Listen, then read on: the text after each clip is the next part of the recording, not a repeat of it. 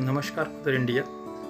Janmashtami special series के इस दूसरे एपिसोड में आपका स्वागत है और एक बार फिर से आदर अभिनंदन स्वागत आभार व्यक्त करता हूँ। इस नए एपिसोड में हम क्या क्या देखेंगे, बने रहिए साथ। अभी तक इस सीरीज़ में हम लोग देख चुके हैं कि हमने कैसे ठाकुर जी के लिए पोशाक खरीदी और हम उनके लिए शॉपिंग करके लाए। अब आगे हम इस एपिसोड में बनाएंगे ठाकुर जी की सबसे पसंदीदा भोजन सामग्री जो जन्माष्टमी पर बनाना बहुत ही आवश्यक है, पाग।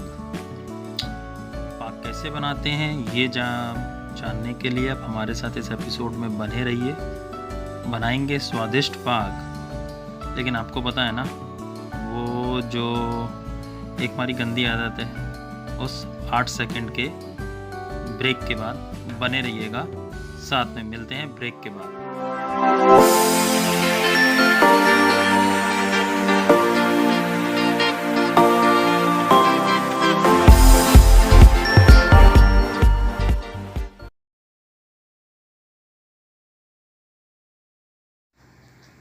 ब्रेक के बाद बहुत बहुत स्वागत है आप सभी का। आइए बिना देर किए शुरू करते हैं पाग, जो कि भगवान कृष्ण की बहुत ही पसंदीदा एक मिष्ठान है, या इंग्लिश में कहें रेसिपी है उनके लिए, और पाग बनाएंगे।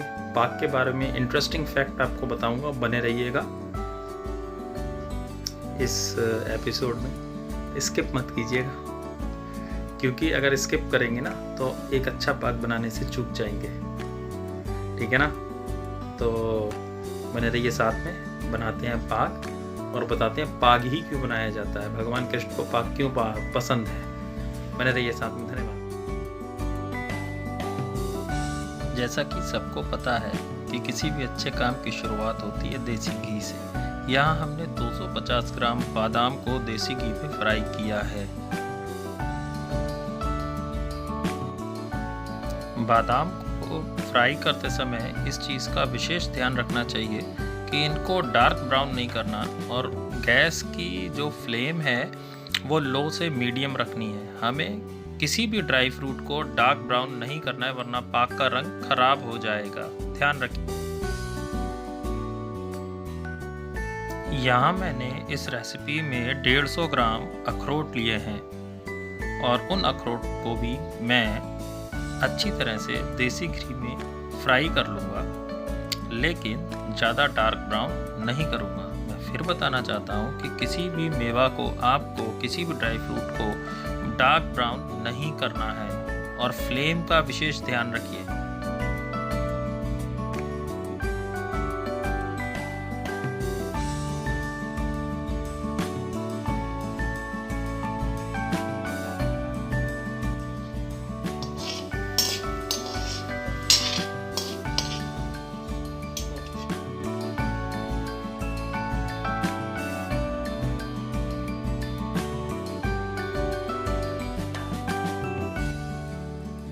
अब बारी है चिरौंजी की, और मैंने यहाँ पर 50 ग्राम चिरौंजी ली है। और चिरौंजी किसी भी चीज़ में डालने पे उसकी शेल्फ लाइफ कम होती है, इसलिए मेरा यहाँ पर चिरौंजी को फ्राई करना बहुत ज़रूरी है। फ्राई होने के बाद चिरौंजी शेल्फ लाइफ में ज़्यादा हो जाएगी और पाग भी हमारा ज़्यादा समय तक ख़राब नहीं होगा, ध्यान रखिए।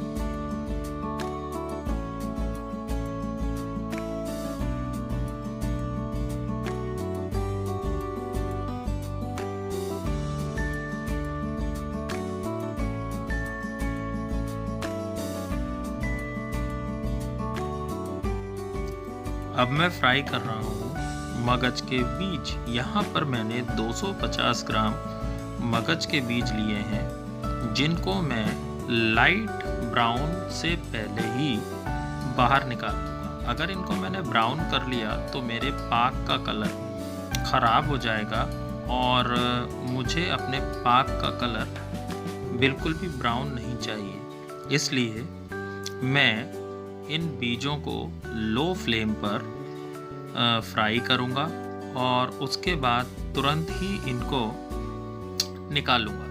इस बात का विशेष ध्यान रखिए कि जो बीज हैं जब फ्राई होते हैं तो वो उड़ते हैं, तो आपकी आँख में या कहीं आपकी त्वचा पर कोई हानि ना हो, इसलिए संभल करके इन बीजों को आप फ्राई करें। इस चीज़ का विशेष ध्यान रखिए कि इन्हें ब्राउन नहीं करना है, बल्कि इनको थोड़ा सा लाइट ब्राउन करना है।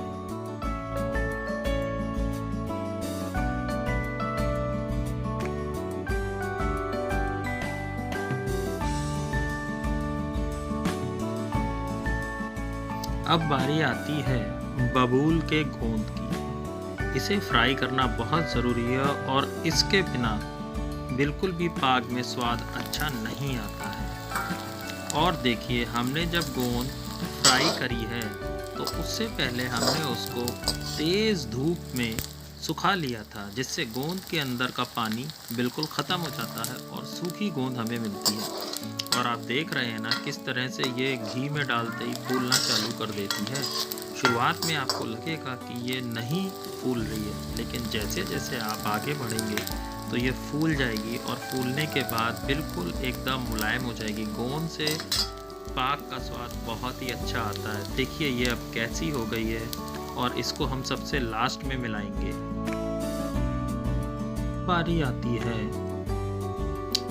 मखानों की। यहाँ मैंने 150 ग्राम मखाने लिए हैं।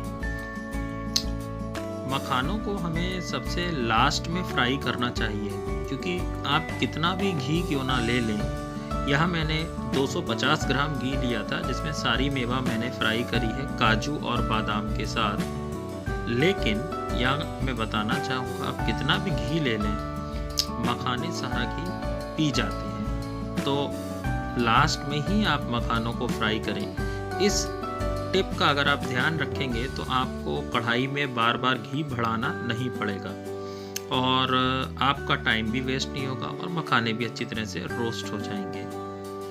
तो मखानों पर आप इस तरीके से उनको रोस्ट कीजिए कि वो टूटे नहीं, क्योंकि ये इतने क्रिस्पी हो जाते हैं कि ये ऑटोमेटिक ही टूटने लग जाएंगे। और मखाने फ्राई होने के बाद लगभग 2 से 3 मिनट तक आपको इन्हें फ्राई करना पड़ेगा।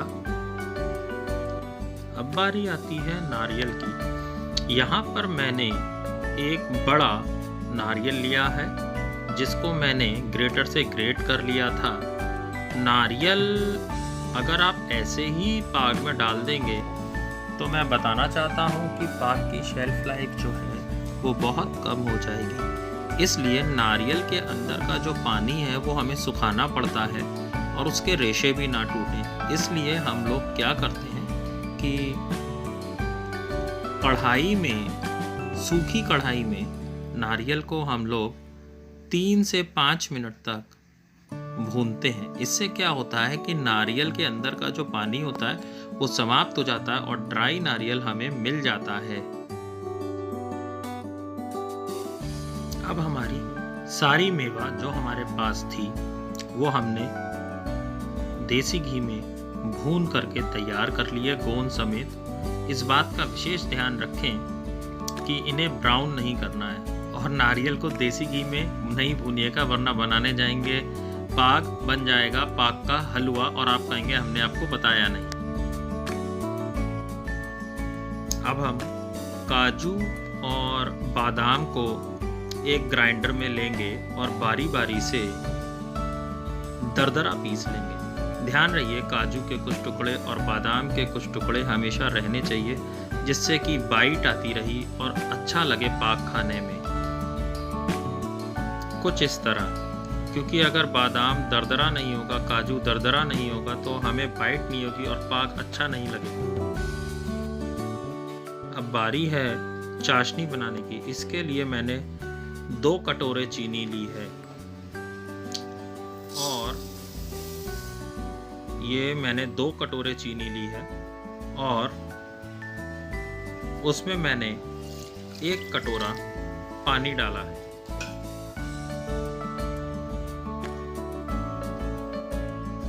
ये जो तिनके आप देख रहे हैं ये मखानों के टुकड़े हैं। जब हम चाशनी बनाते हैं तो देखते हैं कि एक तार की चाशनी बनी है या नहीं, और चाशनी का मैल काटने के लिए हम दूध का इस्तेमाल करते हैं, जिससे चाशनी साफ हो जाती है, जैसे अभी दिखाई दे रही है। ये देखिए, अब चाशनी बिल्कुल साफ है। और अब हम इस चाशनी में अपनी सारी मेवा को डाल करके धीरे धीरे चलाते हैं, और चलाने के बाद ये देखिए, ये जैसे ही आप डालेंगे, इसको चलाना बहुत ज़रूरी है, वरना ये तुरंत ही जम जाएगा और आप इसे शेप नहीं दे पाएंगे। जैसे ही थोड़ी देर चलाने के बाद पूरी मेवा अच्छी तरह से मिक्स हो जाती है, तो फिर हम इसको तुरंत ही एक अच्छी थाली में, जो ग्रीस करी हुई थाली होती है घी से, उसमें ट्रांसफ़र कर देते हैं। जैसे कि अब हम इसे ट्रांसफ़र करेंगे। ये देखिए, हमने पाक को थाली में ट्रांसफ़र कर लिया है, जैसा कि आप देख सकते हैं। और ट्रांसफ़र करने के बाद हम इस पाक की जिस किसी भी शेप में चाहें कटिंग कर सकते हैं। जैसे कि मैंने स्क्वायर शेप में इस पाक की कटिंग करी है। ये देखिए, कितना लग रहा है ना, कितना सुंदर पाक है ये। भगवान खाएंगे तो कितना अच्छा लगेगा, कितनी मन को शांति प्राप्त होगी। और आप भी घर पर बनाइएगा ज़रूर। धन्यवाद। पाक रेसिपी आपको पसंद आई होगी। और कहते हैं ना, जिस पर कृपा शाम की होई, उस पर कृपा करहि सब कोई। बनाइएगा ज़रूर।